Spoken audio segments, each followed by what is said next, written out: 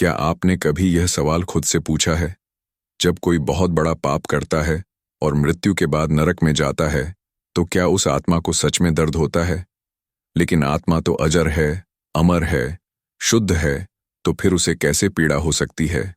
यह सवाल जितना सरल लगता है, उत्तर उतना ही रहस्यपूर्ण और गूढ़ है। और इसका उत्तर हमें मिलता है हमारे सनातन धर्म के सबसे रहस्यमय ग्रंथ गरुड़ पुराण में।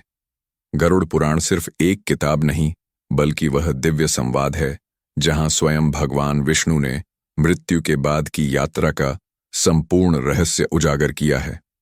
और इसी ग्रंथ में विस्तार से बताया गया है कि जब एक आत्मा अपने शरीर को छोड़ती है और पाप के कारण नरक मार्ग की ओर भेजी जाती है, तो वहां उसे क्या क्या अनुभव होता है। पर सबसे पहली बात, क्या आत्मा सच में अनुभव करती है? क्या बिना शरीर के वह जल सकती है, पीड़ित हो सकती है, यातना महसूस कर सकती है? श्री कृष्ण गीता में कहते हैं, नयनम छिंदती शस्त्राण नयनम दहती पावक, अर्थात आत्मा को ना कोई अस्त्र काट सकता है, न कोई अग्नि जला सकती है। तो फिर गरुड़ पुराण में जो कहा गया है कि यमदूत आत्मा को नरक में घसीटते हैं, उसके शरीर के टुकड़े टुकड़े करते हैं, उसे जलती हुई नदियों में फेंकते हैं, यह सब किस पर होता है? यही आता है वह रहस्य जो सामान्य बुद्धि की पहुंच से बाहर है। आत्मा स्वयं अजर अमर तो है, लेकिन मृत्यु के तुरंत बाद जब वह स्थूल शरीर त्यागती है, तो वह एक सूक्ष्म शरीर को धारण करती है। यही सूक्ष्म शरीर उसकी इच्छाओं, भावनाओं, पापों और संस्कारों का संग्रह होता है। और यह शरीर इतना संवेदनशील होता है कि जो पीड़ा भौतिक शरीर में महसूस होती है, उससे कहीं अधिक तीव्रता से वही पीड़ा आत्मा इस सूक्ष्म शरीर में अनुभव करती है।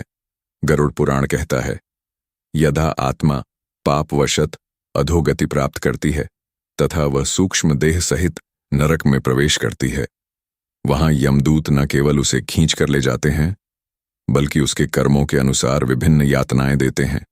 जलती हुई नदी में डुबोना, कांटों से भरे जंगलों में दौड़ाना, अग्नि से दाह करना, लोहे की छड़ से प्रहार करना।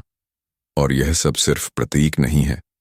आत्मा अपने कर्मों की पूरी पीड़ा उस सूक्ष्म देह के माध्यम से महसूस करती है।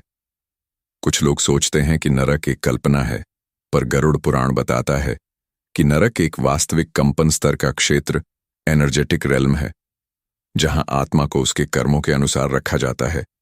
जैसे जैसे आत्मा की चेतना गिरती है, उसका आकर्षण स्वाभाविक रूप से उसी निम्न लोक की ओर होता है, और वहां जाने के बाद वह अपने शरीर के बिना भी ऐसा महसूस करती है जैसे उसका पूरा अस्तित्व जल रहा हो।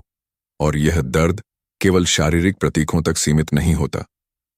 आत्मा को सबसे गहरा कष्ट तब होता है जब उसे यह भान होता है कि अब वह अकेली है, ईश्वर से दूर, अपने प्रियजनों से विलग और अपने ही कर्मों के जाल में जकड़ी हुई। गरुड़ पुराण में एक पंक्ति आती है, स्वकर्म निबद्ध प्राणी नरके निवसति, अर्थात जीव अपने कर्मों से बंधा हुआ नरक में निवास करता है, और वहां उसका कोई सखा, कोई बंधु, कोई रक्षक नहीं होता। केवल उसकी इच्छाएं, पाप और पछतावा यही उसकी संगति बन जाते हैं। सूक्ष्म शरीर में पीड़ा केवल अग्नि या शस्त्र से नहीं होती, वहां सबसे तीव्र पीड़ा आत्मग्लानि से होती है। आत्मा स्वयं अपने कर्मों का पुनरावलोकन करती है। उसे दिखाया जाता है कि उसने किसे चोट पहुंचाई, किसके विश्वास को तोड़ा, किसे अपमानित किया और किसका हक छीन लिया, और उस पीड़ित व्यक्ति की दृष्टि से वह सारे अनुभव दोबारा जीती है। यही होता है वह मानसिक अग्नि जो आत्मा को भीतर तक जलाती है। गरुड़ पुराण में नरकों के प्रकार विस्तार से बताए गए हैं। तामिश्र, अंधतामिश्र, रौरव, कुर्मीभोज, काकोलू, यह सब केवल नाम नहीं है, बल्कि चेतना के अलग अलग स्तर हैं जहां आत्मा को रखा जाता है। रौरव नरक उदाहरण के लिए उन लोगों के लिए है जिन्होंने दूसरों को शारीरिक या मानसिक रूप से तड़पाया है। वहां आत्मा को उतनी ही तड़प से गुजरना पड़ता है, बिना किसी राहत के, बिना किसी क्षमा के। जब आत्मा रौरव या तप्त कुंभ जैसे नक्कों में जाती है, तो उसे बार बार मृत्यु का अनुभव होता है, पर मरने की अनुमति नहीं दी जाती। सूक्ष्म शरीर में वह कई बार बेहोश हो जाती है और फिर चेतना में लौट आई जाती है, ताकि उसे यह अनुभव हो सके कि जीवन में किए गए पाप कितने गहरे प्रभाव छोड़ते हैं। और वहां समय भी वैसा नहीं होता जैसा पृथ्वी पर है। एक दिन का कष्ट वहां वर्षों का अनुभव हो सकता है, क्योंकि वहां केवल काल नहीं चलता, वहां चलता है कर्म का भार। और वह भार तब तक समाप्त नहीं होता जब तक आत्मा पूर्ण रूप से अपने किए का फल ना भोग ले। फिर भी सनातन धर्म की सबसे अद्भुत बात यही है कि चाहे कितनी भी गिरी हुई आत्मा क्यों ना हो, वह हमेशा प्रकाश की ओर लौट सकती है। लेकिन नरक में वह राह बहुत कठिन हो जाती है, क्योंकि वहां चेतना भारी होती है, पछतावा गहरा होता है और क्षमा की भावना खो जाती है। यही कारण है कि गरुड़ पुराण में यमराज भी कहते हैं, कर्म ही न्याय है और आत्मा को उसके कर्मों से ही गति मिलती है। जब आत्मा को यह एहसास होता है कि जो कुछ भी वह भुगत रही है वह किसी और की सजा नहीं बल्कि उसके अपने कर्मों की प्रतिध्वनि है, तब शुरू होता है सबसे तीव्र मानसिक संताप। वहां कोई ईश्वर नहीं कहता कि तुम दोषी हो, बल्कि आत्मा स्वयं हर दृश्य को देखती है, समझती है और अपने भीतर उठते उस क्षोभ को झेलती है जो किसी भी शारीरिक दंड से अधिक प्रचंड होता है। आत्मा यह नहीं कह सकती कि उसे किसी ने फंसाया, क्योंकि वहां केवल सत्य दिखाई देता है, निर्मम, निर्विकार और नंगा। उसे दिखता है कि जब उसने किसी को अपमानित किया था, उस व्यक्ति की आंखों में क्या टूटा था। जब उसने किसी का विश्वास तोड़ा था, तो उस दिल में क्या अंधेरा उतरा था। और यह सब अनुभव उसे आत्मा के उस सूक्ष्म स्पर्श से महसूस होते हैं, जहां शरीर की अनुपस्थिति पीड़ा को और भी घना बना देती है। वेदों में इसे तप कहा गया है, वह आंतरिक ज्वाला जो आत्मा को उसकी ही अधर्म से सुलगाती है। गरुड़ पुराण इस तप को यम की भिन्न भिन्न योनियों और लोकों में विभाजित करता है, जैसे कुकुटक, सुकरमुख, उल्कामुख और शालमली वन। हर योनि और नरक आत्मा के किसी विशेष पाप से जुड़ी होती है। जो माता पिता को त्यागता है वह एक विशेष नरक में भेजा जाता है। जो ब्राह्मणों का अपमान करता है वह दूसरे में, जो अन्न का दुरुपयोग करता है वह तीसरे में। और इन सब में पीड़ा केवल दैहिक नहीं, मानसिक और आत्मिक भी होती है। और यह सब एक चेतन अवस्था में होता है। आत्मा को नींद नहीं आती, उसे भूल नहीं होती। उसका सूक्ष्म शरीर हर आघात को दर्ज करता है और चेतना उसे बार बार दोहराती है, जब तक वह समर्पण या पछतावे के उस स्तर पर न पहुंच जाए जहां से वह वापस यात्रा शुरू कर सके। पर यह पछतावा भी सहज नहीं आता, क्योंकि जब आत्मा अहंकार, मोह और अज्ञान से ग्रसित होती है तो वह अपने ही कष्ट को भी दूसरों का दोष मानने लगती है। और यही स्थिति उसे नरक में और लंबा समय बिताने को विवश करती है। किंतु यह जानना भी उतना ही आवश्यक है कि नरक कोई स्थायी दंड स्थल नहीं है। सनातन धर्म कभी यह नहीं कहता कि कोई आत्मा सदा के लिए शापित है। हर आत्मा को मोक्ष की दिशा में बढ़ने का अवसर मिलता है, चाहे वह कितनी भी बार गिरी हो। पर यह अवसर तभी आता है जब आत्मा अपने भीतर के उस दर्द को स्वीकार कर पाती है, जो केवल बाहर की यातनाओं से नहीं बल्कि भीतर की ग्लानि और कटुता से पैदा हुआ है।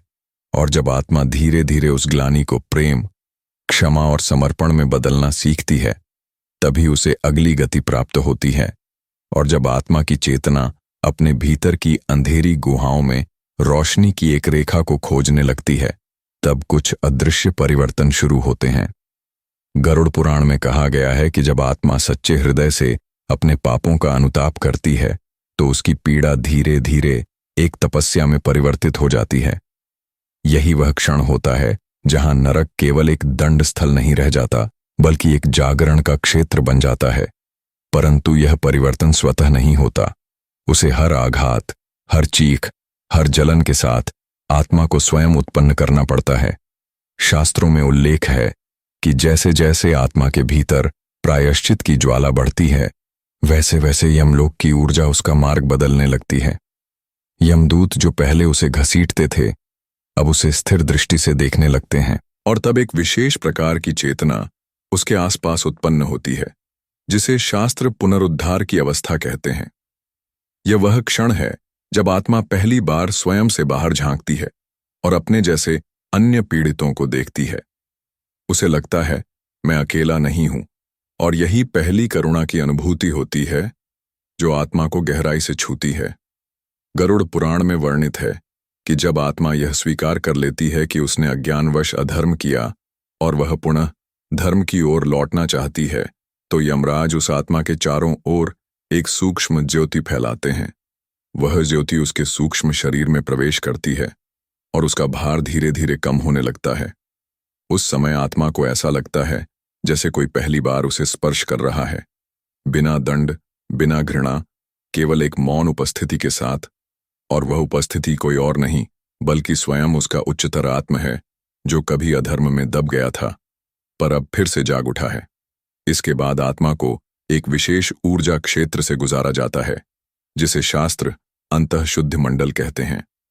यहां आत्मा को विश्राम नहीं मिलता, बल्कि उसे एक नई अनुभूति मिलती है, अपनी चेतना की एक नई गहराई की।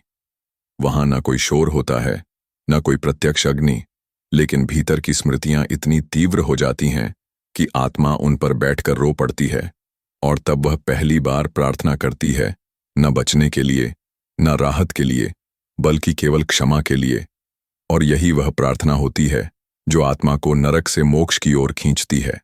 और फिर जब आत्मा यह पहली सच्ची प्रार्थना करती है, तब ब्रह्मांड की एक सूक्ष्म लेकिन अद्भुत प्रतिक्रिया होती है। एक हल्की सी ऊर्जा आत्मा के चारों ओर लहराती है। न कोई शब्द, न कोई दृश्य, केवल एक गहरी अनुभूति, जैसे किसी ने उसके सिर पर करुणा से हाथ रख दिया हो। और उसी क्षण पहली बार आत्मा को लगता है कि पीड़ा कम हो रही है। ये कम होना बाहरी नहीं होता, बल्कि भीतर से उठता है, जैसे कोई पिघलाव, जैसे कोई बर्फ जो वर्षों से जमी थी अब धीरे धीरे पिघलने लगी हो। गरुड़ पुराण बताता है कि नरक केवल दंड का स्थान नहीं, एक पाठशाला भी है। वहां आत्मा को सिखाया नहीं जाता, बल्कि उसे उसके ही कर्म सिखाते हैं। और जब वह सबक पूरी तरह आत्मसात हो जाता है, तभी आत्मा को अगले जीवन की ओर बढ़ने की अनुमति दी जाती है। वह जीवन कैसा होगा, कौन से शरीर में मिलेगा, यह सब निर्भर करता है उस क्षमा की गहराई पर, उस पश्चातावे की सच्चाई पर। और यदि आत्मा पूर्ण रूप से परिशुद्ध हो चुकी होती है, तो उसे नए जन्म में अच्छे संस्कार, दिव्य संगति और सत्कर्म की प्रवृत्ति मिलती है, ताकि वह इस बार उसी गलती को न दोहराए। और हाँ, यदि आपने कभी किसी बुरे सपने में खुद को गिरते हुए देखा हो, जलते हुए, चीखते हुए, तो हो सकता है वह कोई सपना ना हो। कई बार आत्मा को पूर्व जन्म के अनुभवों की झलक मिलती है। वह नरक केवल एक कहानी नहीं, वह आपके चेतन मन में एक अनकही स्मृति बनकर छिपा रहता है। क्योंकि हर आत्मा किसी न किसी रूप में नरक से गुजरी होती है। और यही कारण है कि हम अनजाने में कभी कभी किसी कार्य से घबराते हैं, किसी भावना से कांप जाते हैं, या बिना कारण किसी से क्षमा मांगना चाहते हैं। तो अगली बार जब आप किसी गलती के लिए क्षमा मांगे, किसी को सताने के बाद भीतर ग्लानि महसूस करें, तो समझिए आपकी आत्मा जाग रही है। और यह जागरण ही है जो नरक से सबसे बड़ी मुक्ति है। क्योंकि आत्मा को सबसे बड़ा दर्द तब होता है जब वह अपने किए को देखकर भी कुछ न बदले। लेकिन जैसे ही आत्मा बदलने लगती है, वह नरक से नहीं डरती, बल्कि वह अपने भीतर स्वर्ग बनाना शुरू कर देती है। अगर इस वीडियो ने आपकी आत्मा को छुआ हो, आपको कुछ सोचने पर मजबूर किया हो, तो इस ज्ञान को किसी और तक जरूर पहुंचाइए। लाइक करें, शेयर करें और चैनल को करें सब्सक्राइब, ताकि गीता और गरुड़ पुराण का दिव्य ज्ञान हर आत्मा तक पहुंच सके। अब आपसे एक प्रश्न, क्या आपने कभी ऐसा अनुभव किया है जिसमें बिना किसी कारण आपको भीतर कोई डर, ग्लानि या पीड़ा महसूस हुई हो, जैसे वह किसी और जन्म से जुड़ी हो? कमेंट करके जरूर बताएं, क्योंकि शायद आपकी आत्मा की कहानी किसी और की चेतना को जगा दे। ओम नमो भगवते वासुदेवाय।